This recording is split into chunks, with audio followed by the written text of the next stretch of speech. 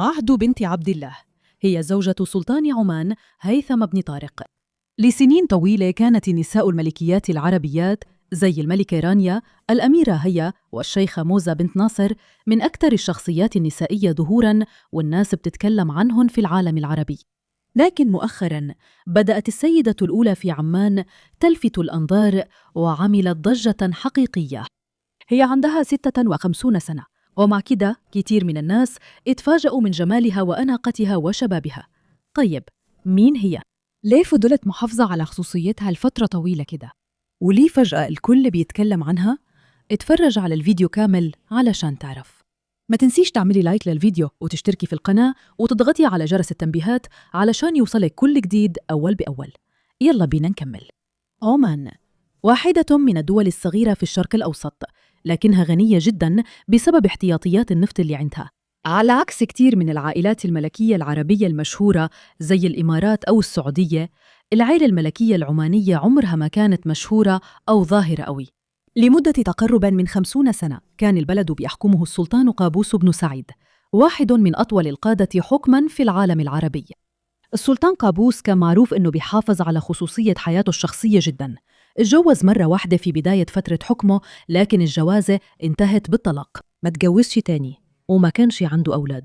وبالتالي سلطنة عمان عاشت لعقود من غير سيدة أولى ومن غير ورثة ومن غير عائلة ملكية ظاهرة. ولما السلطان قابوس توفى في يناير 2020، سلطنة عمان اتبعت تقليدها القديم في الخلافة، وبحسب النظام ده تم فتح رسالة مختومة كان سايبها السلطان الراحل علشان يحددوا خليفته.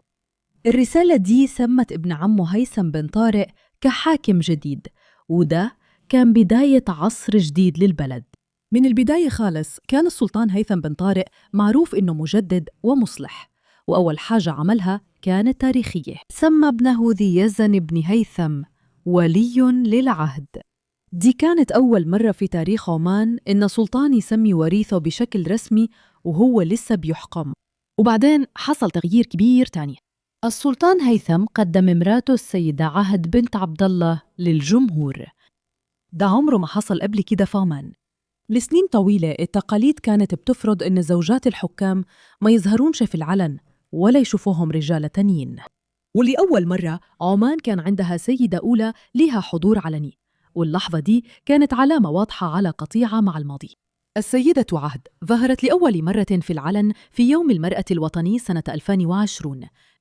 في احتفال اتعمل في قصر البركة، كرمت 50 سيدة عمانية مميزة على مساهماتهم في المجتمع والاقتصاد.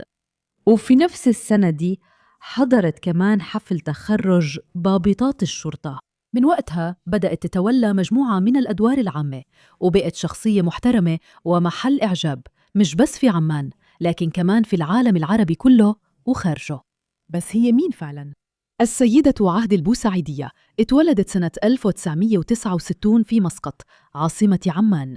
هي من عائلة نبيلة جذورها بترجع للإمام أحمد البوسعيدي مؤسس الدولة العمانية.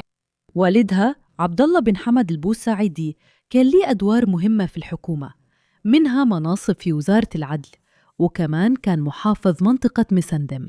أحد تلقت تعليمها الأساسي في كذا مدرسة في عمان قبل ما تكمل دراستها برا في مجال علم الاجتماع، واللي لسه من أهم اهتماماتها. وكمان اشتغلت على تقوية مهاراتها في العربي والإنجليزي. وبحسب سيرتها الذاتية اللي اتنشرت في جريدة الشباب العمانية، هي قارئة نهمة وعندها اهتمام كبير بعلم الاجتماع والتاريخ والثقافة والأدب والفن. كل ده ساعدها تتجهز لدورها العام، خصوصاً بعد ما جوزها ائتمنها على كذا مسؤولية جوا البلد. السلطان هيثم ادى مرته دور غير مسبوق. زي ما بيحصل في الملكيات الغربية، السيدة عهد دلوقتي عندها جدولها الخاص وبتقوم بمهام رسمية علنية، وده تغيير كبير في المنطقة. في أغلب الملكيات العربية زوجات الحكام نادراً ما بيظهروا في العلن. حتى في المناسبات الرسمية المهمة خصوصاً في الخارج، كتير من الحكام لسه بيظهروا لوحدهم من غير زوجاتهم. السيدة عهد مع ذلك تقريباً دايماً بتكون جنب السلطان، سواء جوا عمان أو في الزيارات الرسمية برا البلد. على عكس الماضي، هي بتقف جنب السلطان في الاحتفالات والمناسبات الرسمية. هي كمان رافقته في زيارة رسمية للمملكة المتحدة، وهناك قابلوا الملكة إليزابيث الثانية. على مدار السنين اللي فاتت، السيدة عهد بقت واحدة من أكثر الشخصيات النسائية اللي الناس بتتكلم عنها في العالم العربي. صور وفيديوهات ظهورها انتشرت في وسائل الإعلام ومنصات التواصل الاجتماعي، وجذبت الانتباه من أماكن كتير خارج عمان. كتير من الناس ركزوا خصوصاً على أناقتها وستايلها الشخصي. السيدة عهد معروفة بلبسها المحتشم وفي نفس الوقت الراقي. هي غالباً بتختار مصممين عمانيين، وده بيساعد في إبراز المواهب المحلية، وكمان بتختار المجوهرات بعناية عشان تضيف لمسة فخامة ورقي بسيطة. اختياراتها في الأزياء دايماً أنيقة وهادية، وبتوازن بشكل مثالي بين التقاليد والحداثة. هي مش بتلبس لبس ملفت أو بتدور على لفت الانتباه، لكن حضورها الهادي والواثق بيخليها تبرز بشكل طبيعي. كتير من الناس اللي بيتابعوها بيقولوا إنها مشعة، واثقة وشابة المظهر، خصوصاً بالنسبة لعمرها، وهي عندها 56 سنة. جمالها لسه بيأثر وبيدهش ناس كتير، وبسبب أناقتها ومظهرها الشاب، ناس كتير بدأوا يقارنوا السيدة عهد بالملكة رانيا اللي في نفس سنها، وكانت شخصية ملكية معروفة بقالها سنين كتير. الملكة رانيا معروفة بملابسها العصرية واختياراتها الجريئة في الموضة، وغالباً بتظهر بإطلالات حديثة ومستوحاة من الغرب. صورتها كانت دايماً تحت المتابعة والنقاش من الإعلام على مدار عقود. السيدة عهد بتقدم صورة مختلفة تماماً. أسلوبها أكثر تقليدي وبسيط ومتجذر بعمق في الثقافة العمانية. في ناس بيعتقدوا إنه مظهر الملكة رانيا الشاب هو نتيجة لإجراءات تجميلية على مر السنين، لكن كتير شايفين جمال السيدة عهد أكثر طبيعي ومن غير تكلف. لكن بعيداً عن مظهرها، السيدة عهد كمان بقت معروفة بدورها في دعم القضايا الاجتماعية والخيرية. في سنة 2021 أسست مؤسسة عهد، وهي منظمة مكرسة لتحسين حياة السيدات وذوي الاحتياجات الخاصة والمواطنين محدودي الدخل.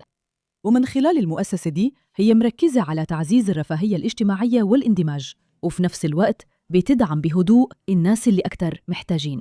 هي كمان من أكبر الداعمين لتمكين المرأة في سلطنة عمان.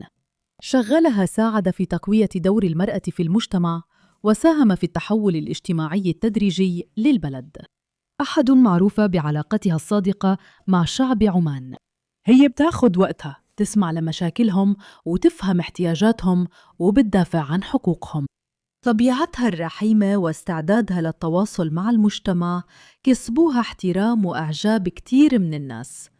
تقديراً لمساهمتها في المجتمع، السلطان هيثم كرم زوجته بمنحها وسام الشرف الأكبر، وده واحد من أعلى الأوسمة في عمان. الوسام ده بيتمنح بس للناس اللي بيقدموا مساهمات وجهود وطنية استثنائية تستحق أعلى درجات التقدير والتكريم. من غير ما تدور على الأضواء، السيدة عهد بنتت صورة محترمة لنفسها، مش بس كسيدة أولى أنيقة، لكن كمان كرمز لتغيير إيجابي وهادف. كل المؤشرات بتدل إنه دورها هيستمر يكبر في السنين الجاية. مع أن عمان ممكن تكون متقدمة عن بعض الدول المجاورة زي السعودية في موضوع المساواة، لسه فيه تقدم محتاجين نحققه، وكثيرين بيعتقدوا إنه عهد بنت عبد الله هيكون لها دور أساسي في تشكيل اللي جاي. كنتي سمعتي قبل كده عن السيدة الأولى في عمان؟ شاركي رأيك في التعليقات، وكده نكون خلصنا. لو عجبك الفيديو وعايزة تشوفي فيديوهات زي دي أكتر، اتأكدي إنك تعملي لايك تحت وتصغري تقديرك. ولو لسه ما اشتركتيش، أكيد هتحبي تشتركي في قناتي وتضغطي على علامة الجرس عشان يوصلك إشعار أول ما نزل فيديو جديد كل أسبوع. أشوفك في الفيديو الجاي.